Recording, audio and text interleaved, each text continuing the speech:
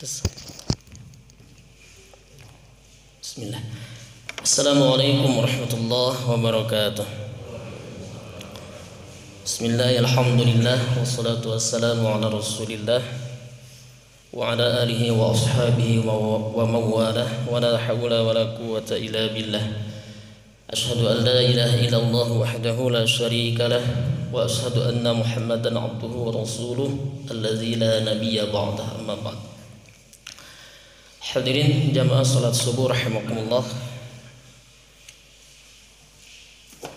Kita masih melanjutkan apa yang pernah kita sampaikan beberapa hari yang lalu, tepatnya seminggu yang lalu, berkenaan dengan merujuk Al-Quran Surat Al-Baqarah ayat 186. Ada kalimat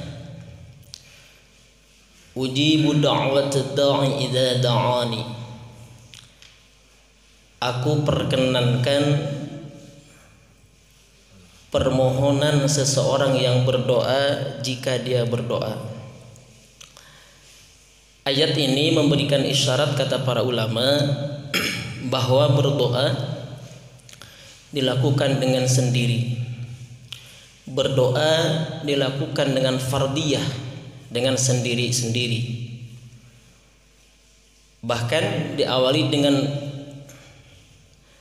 kalimat ketika Allah menyebutkan misalkan di awal fa inni qarib, juga memberikan makna boleh berdoa tanpa perantara, langsung memohon kepada Allah siapapun kita dengan sendiri-sendiri. Pertanyaannya adalah, faktanya misalkan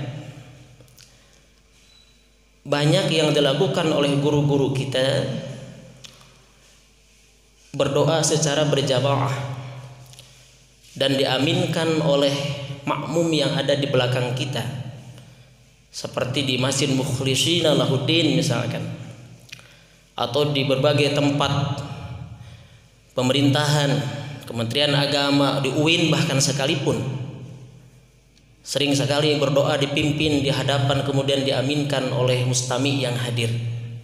Dan ini bukan hal baru, di mana-mana di lembaga-lembaga sering terjadi.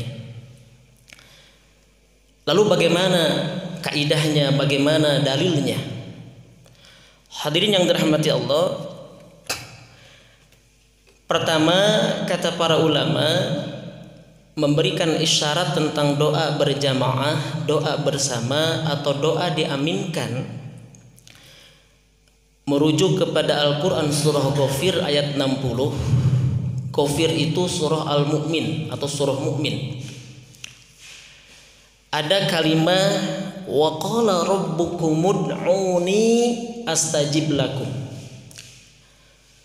dan berkata Tuhan kalian, ud'uni, mintalah kepadaku, astajib lakum.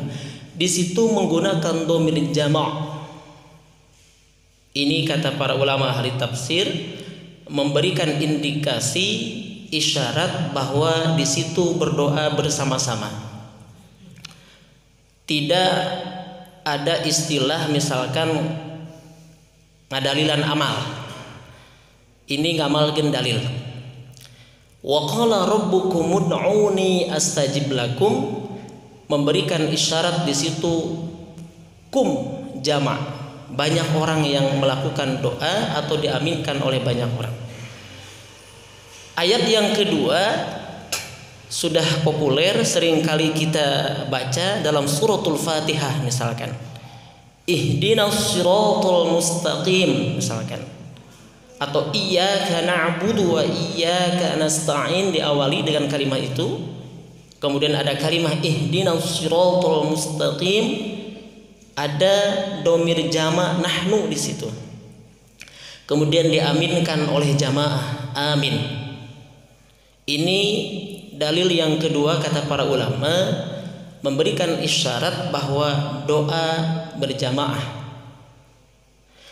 Lalu yang ketiga bisa kita lihat dalam surat Yunus surat ke-7 misalkan, surah ke-7 ayat 88 hingga 89. Bagaimana ketika Nabi Musa alaihissalam beliau hendak mendatangi Fir'aun, ya, hendak datang ke Fir'aun menyampaikan dakwah Islam, lalu beliau memohon kepada Allah dengan kalimah diantaranya potongan ayatnya, Rabbana tmis ala amwalihim wasdud ala qulubihim, misalkan Rabbana, ada kalimah Rabbana, Tuhan kami. Di ayat 189-nya, di ayat 89-nya, ujibu da'watukuma, ada kalimah ujibu da'watukuma. Qala qad ujibat da'watukuma. Maka Allah berfirman, sungguh telah diperkenankan doa keduanya. Bagaimana kita ingin memahami ayat ini? Padahal Musa berdoa sendiri, tetapi jawabannya Allah menyebutkan kuperkenankan atau telah diperkenankan doa keduanya. Dengan siapa? Maka tiada lain kita bertanya kepada para ulama ahli tafsir yang sudah populer dan ini sudah lama, berabad-abad yang lalu. Di antara pertama bisa melihat kepada tafsir Imam Al-Qurtubi misalkan, atau Imam Al-Qurtubi tafsirnya adalah Al-Jami' lil Ahkamil Quran, ya, yang seringkali dikenal dengan tafsir Al-Qurtubi. Beliau mentafsirkan kalimah qad ujibat da'watukuma, maka kata beliau da'a Musa wa ammana Harun, Musa berdoa dan Harun mengaminkan. Karena kita tahu dalam sejarah bahwa Nabi Musa dan Nabi Harun saudara sekaligus nabi, kedua-duanya mereka berdakwah bersama-sama dalam satu masa yang sama. Da'a Musa wa ammana Harun, kata Imam Al-Qurtubi. Jadi Musa berdoa, kemudian Harun mengaminkan. Atau mungkin dalam tafsir yang sering kali dikaji oleh kita, tafsir Jalalain misalkan, Jalaluddin Al-Mahali dan Jalaluddin As-Suyuti misalkan, ketika mentafsirkan kalimat itu beliau menyebutkan wa ammana Harun ala du'aihi, dan Harun mengaminkan terhadap doanya Musa. Ini memberikan isyarat bahwa berdoa diaminkan atau berjamaah bukan hanya terjadi di sejak zaman Nabi Muhammad, tetapi juga Nabi terdahulu sebelum Nabi Muhammad, itu Nabi Musa dan Nabi Harun, yang diabadikan oleh Al-Quran, oleh Allah dalam Al-Quran suratul Yunus ayat 88 hingga 89. Atau mungkin dalam tafsir kontemporer, ya, Muhammad Ali As-Sabuni misalkan dalam tafsir Sufah At-Tafasir atau Sufatut Tafasir, beliau mengutip hadis, ya, atau mengutip penafsiran Ibnu Abbas, Abdullah bin Abbas. Kata beliau, kana Musa yad'u wa Harun yu'amminu, ya. Musa pada waktu itu berdoa dan Harun mengaminkan doanya Musa. Wa Harun yu'amminu, dan Harun mengaminkan doa Musa.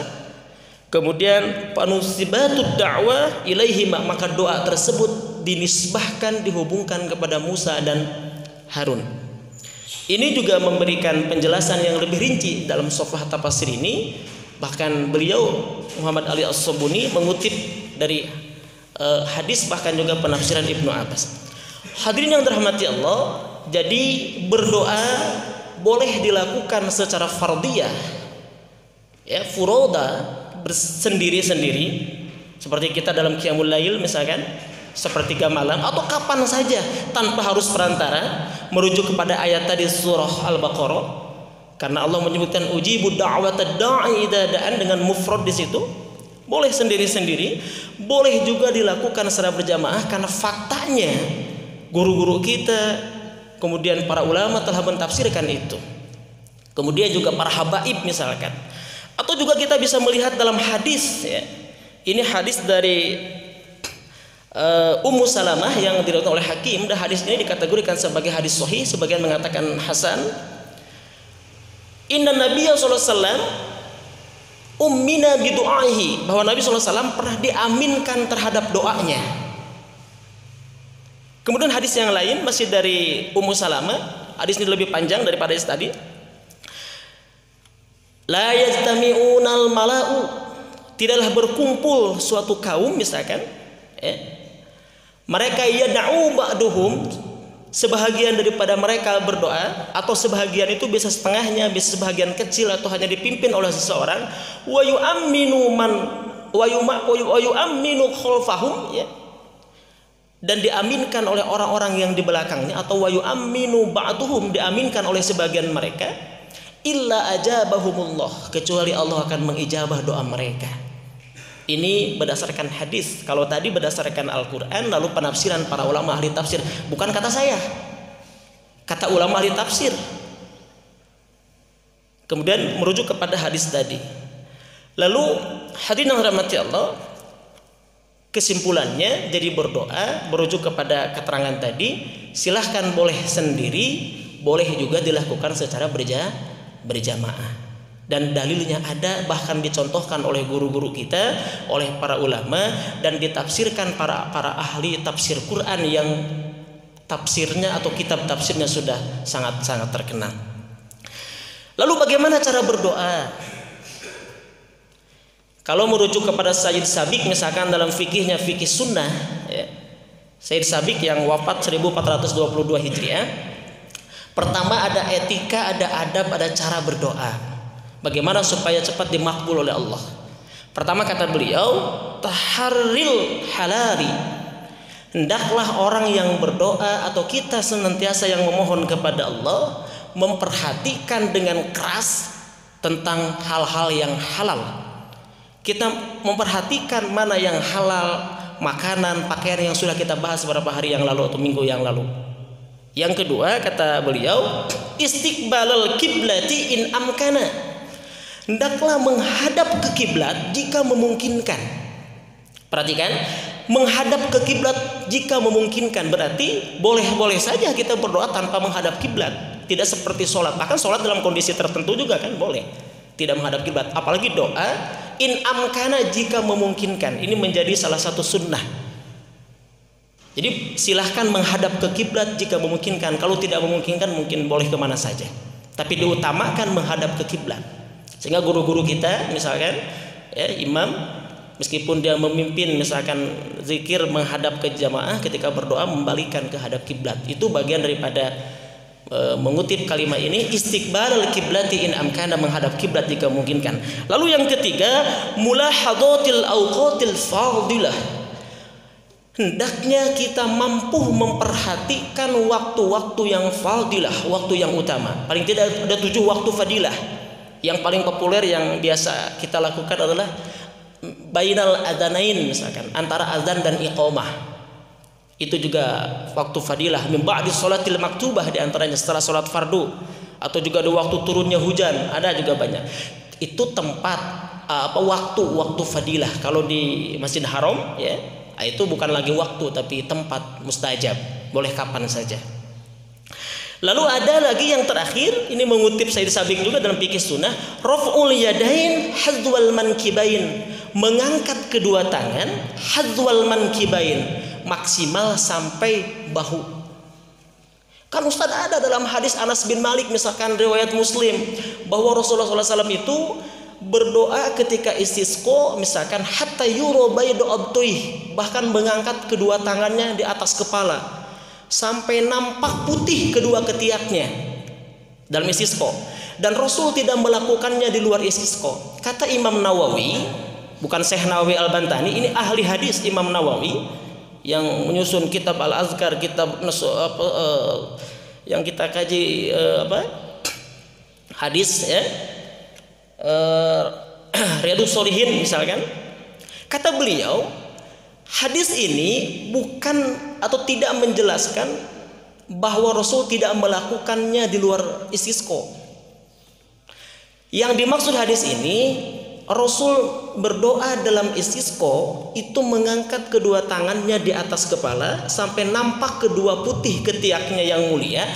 Kemudian hadis itu menyebutkan Rasul tidak melakukannya di luar istisqa. Yang tidak dilakukan oleh Rasul adalah di atas kepalanya itu, karena ada 13 hadis yang menyebutkan bahwa di luar istisqa Rasul berdoa hatta mankibaih, Bagaimana ini seakan-akan ta'arud misalkan dua dalil ini, satu menyebutkan Rasul tidak melakukan di luar istisqa, tapi ada hadis banyak Rasul berdoa mengangkat tangan di luar istisqa. Maka kata dalam ilmu usul fikih namanya al-jam'u, dikompromikan. Kita merujuk kepada para ulama ahli hadis. Yang dimaksud hadis ini, yang tidak dilakukannya adalah mengangkat kedua tangan di atas kepala kalau di luar istisqa. Berarti kalau di luar istisqa sampai mana?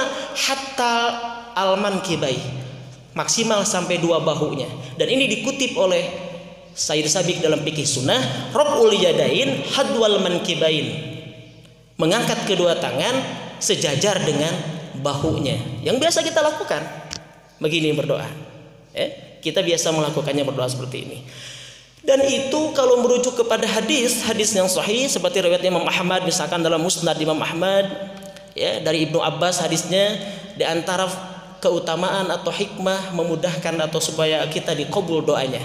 Innallaha hayyun karim, misalkan Allah yang maha hidup dan maha mulia, yastahyi min abdihi, merasa malu kepada hambanya. Idza rafa'al yadain, misalkan ketika seseorang hamba itu memohon kepada Allah mengangkat kedua tangannya, ayuriddahu sikron, Allah mengembalikan dalam tangan kosong misalkan.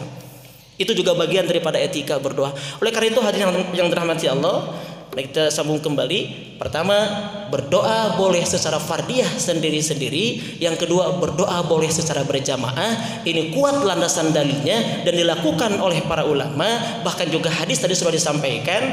Tetap dua-duanya boleh kita lakukan, tidak ada permasalahan. Itu dalam memahami syariat atau yang dimasukkan oleh Allah Subhanahu wa taala. Mudah-mudahan hikmah dan manfaatnya paling tidak menambah wawasan bagi kita. Barakallahu li wa lakum. Wassalamualaikum warahmatullahi wabarakatuh.